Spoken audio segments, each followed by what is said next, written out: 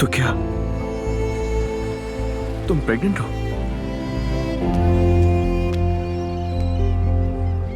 क्या हमारा बच्चा होने वाला है? क्या मैं बाप बनने वाला हूं? दुआ, ये मेरे कानों ने सही सुना है ना?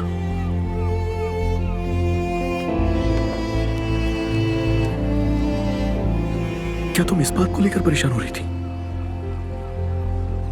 अजलान, तो हम क्या करें? खुशी में हाँ, नाचे हाँ, क्या? बिल्कुल, क्यों नहीं। और वैसे भी शादी तो करने ही वाले थे ना हम दोनों। तो बस, यानी कि अगर हमारे प्लान्स थोड़ा जल्दी हो रहे हैं तो इसमें क्या मसला है? क्या? हाँ, मतलब तुम बिल्कुल सही कह रही हो, ये कोई तरीका नहीं है प्रपोज करने का। लेकिन मुझे हैरानी हो रही है, समझ नहीं आ रहा क्या बोलूं तुमसे।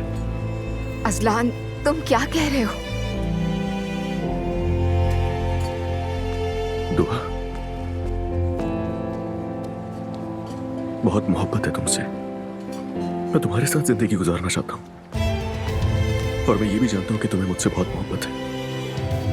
ये हमारे हाथ में नहीं है, ये फैसला अल्लाह का है कि वो हमें किस तरह से मिला रहा है। उसके बाद हमारा भी अपना खानदान होगा। तुम क्या नहीं चाहती कि ऐसा हो जाए?